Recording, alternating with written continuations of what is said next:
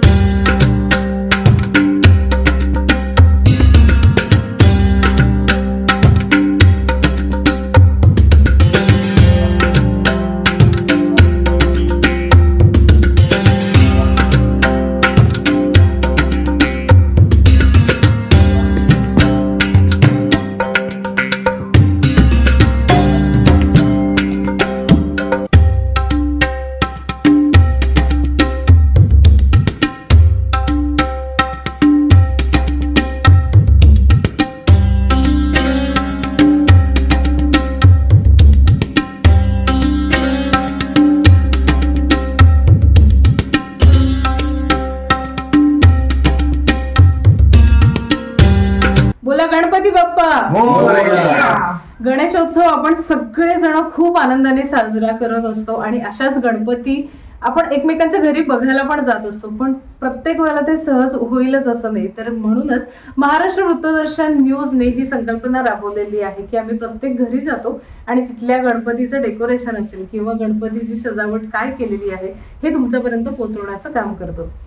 महाराष्ट्र वृत्तदर्शन न्यूजवर मी आहे पूर्व आणि आज आपण आलेलो आहे मलकनावर सर यांच्या घरी।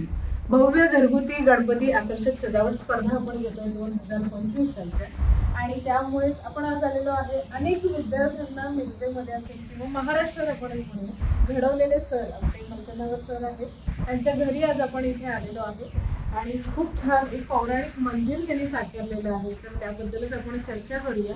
त्यांचे चिरंजीव आता आपल्या सोबत आहेत। नमस्कार सर। आपण काय साधन केलेलं आहे? ही कल्पना ऍक्च्युअल मध्ये कसं आत्ताच्या ह्याच्यामध्ये आर्टिफिशियल दुनियेमध्ये तसं बघायला गेलं तर प्रत्येकाला आपण आर्टिफिशियल फुलांचा वापर करून वगैरे घरगुती सजावट करतो, गणपतीची सजावट करतो। पण आतापर्यंत मी काही वर्षापूर्वी घरगुती गणपती डेकोरेशन मध्ये स्वतः करत होतो, पण येत्या काही कामामध्ये आपल्या क्लासेसच्या कामामध्ये वेळ मिळत नसल्यामुळे बाहेरनं करून घेतलं जात होतं।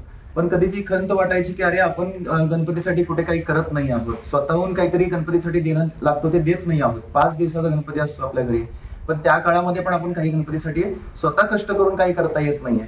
यासाठी म्हणून एक विचार असा होता की आपल्या घरामध्ये, छोट्याशा घरामध्ये का होईना, पण एक मोठं गणपतीचं मंदिर आपण स्थापन करावं. 5 दिवसासाठी आपले गणराय आहे त्यांच्यामध्ये आगमन व्हावे आणि त्यांचं विराजमान त्या आपल्या हाताने बनवलेल्या मंदिरामध्ये व्हावं. एक छोटीशी संकल्पना घेऊन हे पौराणिक मंदिर उभारण्यात आलं होतं.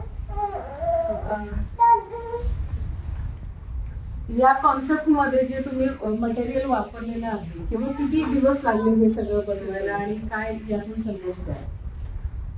जसं मी मगाशी म्हटलं की आपण जो काही मंदिर उभा केला आहे ते आपण मंदिर उभा करताना आर्टिफिशियल वस्तूंचा वापर जास्ती न करता किंवा प्लास्टिकचा वापर जास्ती न करता इको फ्रेंडली वस्तूंवरती जास्ती भर दिला गेला आहे. हा पूर्ण मंदिर पुट्ट्यांनी तयार केलेला गेला आहे जो रियुजेबल आहे आणि त्याचबरोबर हा पूर्ण मंदिर जो बांधला गेला आहे तो पुन्हा काढून घेऊन रिअटॅच करता येऊ शकतो. म्हणजे डिटॅचेबल हे मंदिर आहे जो पुढे रियुजेबल करता येऊ शकतो अशा पद्धतीने तयार केला आहे. याच्यामध्ये कुठलाही अशी वस्तू नाही आहे की ज्याच्यामध्ये आपल्याला कुठे पोल्युशन त्रास होऊ शकतो किंवा प्लास्टिकचा वापर याच्यामध्ये नाही आहे. त्यामुळं इथे विचार करत असताना देवाने घडवलेल्या ज्या काही नॅचरल गोष्टी आहेत, नैसर्गिक गोष्टी आहेत, त्यांचाच वापर करून त्याच गोष्टींमध्ये मंदिर निर्माण करून तिथेच देवाला विराजमान करण्याची ही संकल्पना केली होती. खूप सुंदर. खरं तर ही आजकालची गरज आहे. आपण बघतो की बाजारपेठेमध्ये ह्या अशा माळा लागलेल्या असतात, खोटी फुलं असतात आणि ते सगळं मटेरियल असतं ते बऱ्यापैकी सगळं प्लास्टिकनी बनवलेलं असतं आणि त्याचं विघटन होतच नाही हे आपल्यालाही माहिती आहे. पण ठीक आहे, सजावट म्हणून काही लोक आणतात घरी, पण त्यांना एक आपुलकीची विनंती अशी आहे की असं काहीतरी करायचा प्रयत्न करा जेणेकरून बाप्पा तुमच्यावर प्रसन्न होतील की हा बाबा तू केलेल्या कामातनं काही कोणाचं वाईट होत नाहीये किंवा कोणालाही त्रास नाही होत आहे. तर खूप छान संकल्पना आहे. बाप्पा सुद्धा खूप सुंदर आहेत आणि सर तर आहेत. सर या प्रसंगी एक दोन शब्द काय म्हणणार?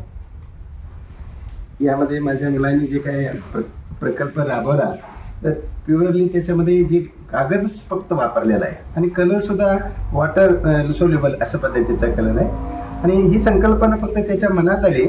आम्ही त्याला मूर्त स्वरूप देण्याचं काम केलं. मी फारसं त्यात इन्व्हॉल्व नाही झालो, फक्त याच्यामध्ये जे मेजरमेंट असते, साईज वगैरे असतं ते बघण्याचा प्रयत्न केला.